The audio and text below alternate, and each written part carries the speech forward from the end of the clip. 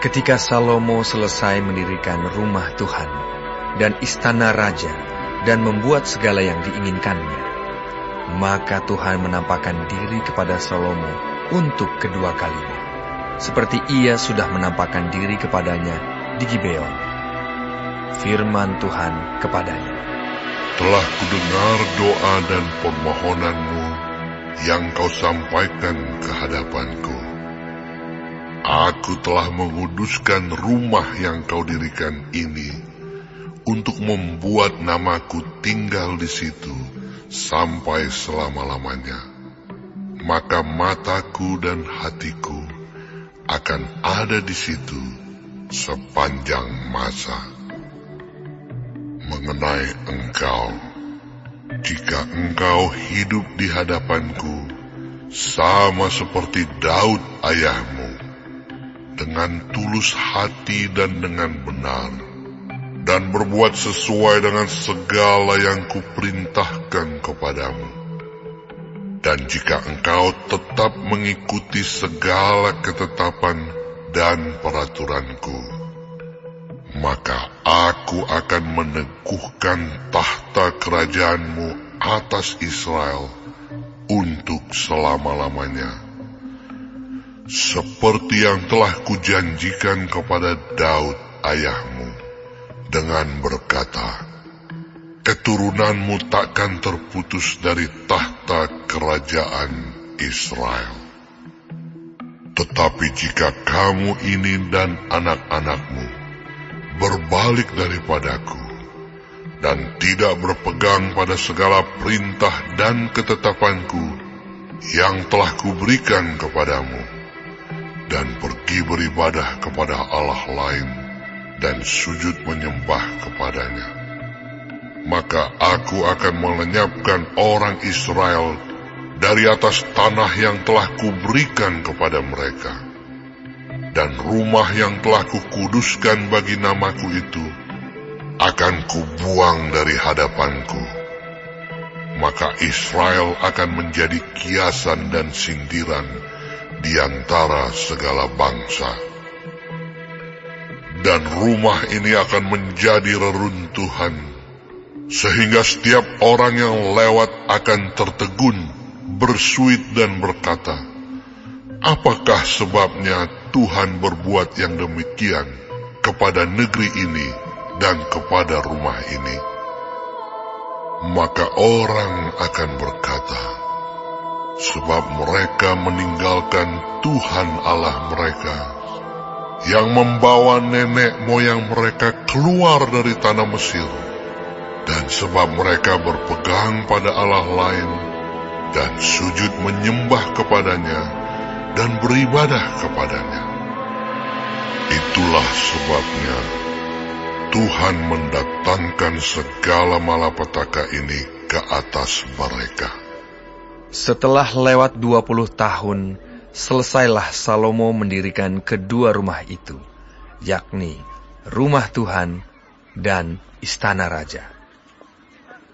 Oleh karena Hiram, Raja Tirus, telah membantu Salomo dengan kayu aras, kayu sanobar, dan emas, sebanyak yang dikehendakinya, maka pada waktu itu Raja Salomo memberikan kepada Hiram 20 kota di negeri Galilea.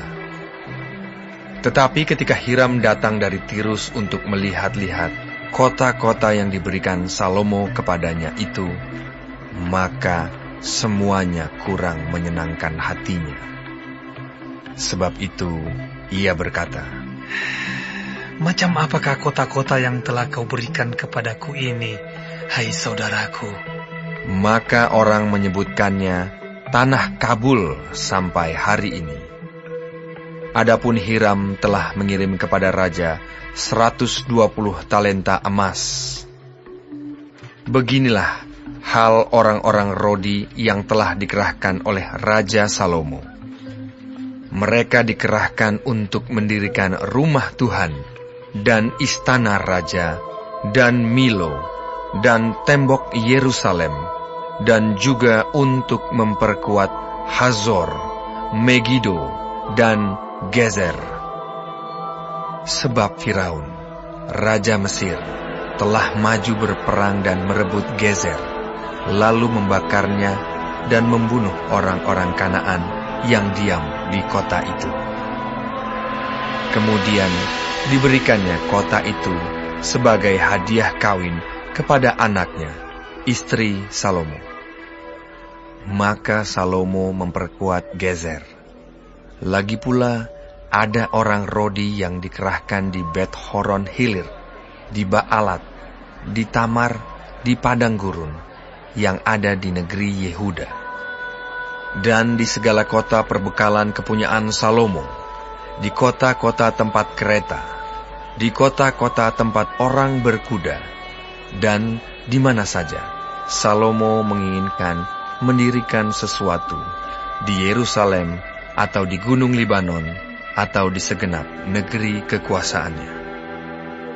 Semua orang yang masih tinggal dari orang Amori, orang Het, orang Feris, orang Hewi, dan orang Yebus, yang tidak termasuk orang Israel, yakni mereka yang masih tinggal di negeri itu, dari keturunan bangsa-bangsa itu, dan yang tidak dapat ditumpas oleh orang Israel, merekalah yang dikerahkan Salomo untuk menjadi budak Rodi. Demikianlah mereka sampai hari ini. Tetapi orang Israel tidak ada yang dijadikan budak oleh Salomo, melainkan mereka menjadi prajurit, pegawai, pembesar, perwira, atau panglima atas pasukan kereta dan pasukan berkuda. Inilah pemimpin-pemimpin umum yang mengepalai pekerjaan Salomo. 550 orang memerintah rakyat yang melakukan pekerjaan itu. Segera sesudah anak Firaun pindah dari kota Daud ke rumah yang telah didirikan Salomo baginya, Salomo pun mendirikan Milo. 3 kali setahun Salomo mempersembahkan korban-korban bakaran dan korban-korban keselamatan di atas mezbah yang didirikannya bagi Tuhan, dan ia membakar korban api-apiannya di hadapan Tuhan. Demikianlah ia menyelesaikan rumah itu. Raja Salomo membuat juga kapal-kapal di Ezion Geber yang ada di dekat Elot, di tepi laut Teberau, di tanah Edom.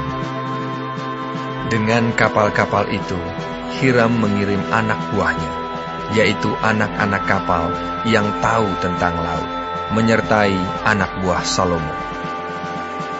Mereka sampai ke Ofir, dan dari sana mereka mengambil 420 talenta emas yang mereka bawa kepada Raja Salomo.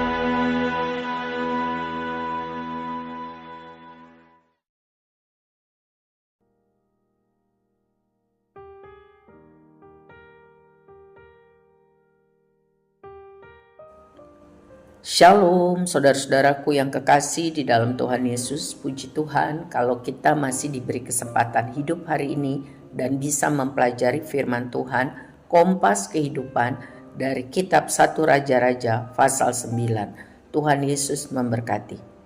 Dicatat mengenai Tuhan menampakkan dirinya untuk kedua kali kepada Raja Salomo pada tahun sekitar ke-24 masa pemerintahannya, saat Salomo sedang berada pada puncak kejayaan, sebab ia berhasil membuat segala yang diinginkan dicita-citakannya. Mengapa Tuhan sampai perlu menyatakan dirinya kedua kali kepada Salomo?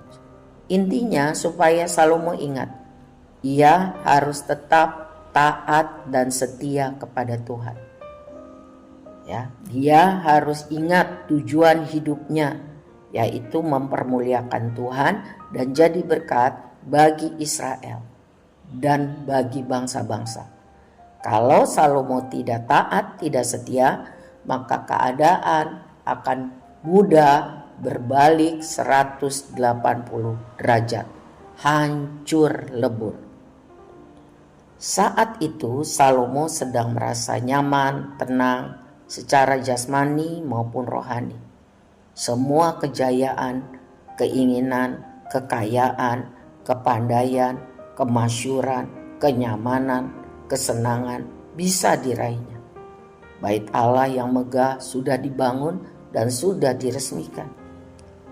Tuhan datang menampakkan diri berbicara kepada Salomo untuk mengingatkan Salomo, sebab masa kejayaan, kenyamanan, jika Salomo tidak waspada untuk tetap taat dan setia kepada Tuhan, dapat membuat Salomo tergelincir, jatuh untuk jauh daripada Tuhan dan memfokuskan diri menjadi pengatur hidupnya sendiri.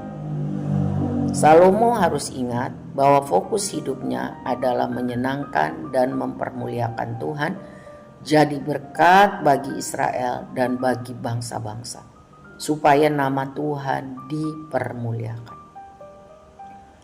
Ya. Hidupnya hanya tergantung pada belas kasihan Tuhan. Selama Salomo ingat bahwa hidupnya hanya tergantung kepada anugerah Tuhan, maka Salomo bisa taat dan setia. Tetapi kalau dia lupa itu, dia silau dengan keadaannya yang sangat terang benderang, nyaman, kokoh, tidak lagi hormat dan taat kepada Tuhan, maka dia akan hancur. Rakyatnya akan terpecah belah, kerajaan akan dihancurkan. Kebenaran yang kita pelajari dari bacaan hari ini adalah masa kesenangan, kenyamanan, kejayaan adalah masa ujian.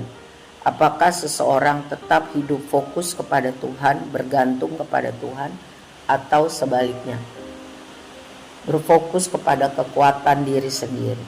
Sebab itu Matius 5 ayat 3 mengajarkan kita, berbahagialah orang yang miskin di hadapan Allah, karena merekalah yang empunya kerajaan sorga. Di dalam bahasa Indonesia masa kini, Matius 5 ayat 3 mencatat, berbahagialah orang yang merasa tidak berdaya dan hanya hidup bergantung pada Tuhan saja, karena mereka adalah anggota umat Allah yang akan dipakai Tuhan untuk hidup mempermuliakan Tuhan dan jadi berkat bagi banyak orang. Kiranya Tuhan menolong saya dan saudara untuk dalam keadaan apapun tetap miskin di hadapan Tuhan, bergantung penuh, berserah penuh, fokus hanya kepada kehendak Tuhan. Tuhan Yesus memberkati.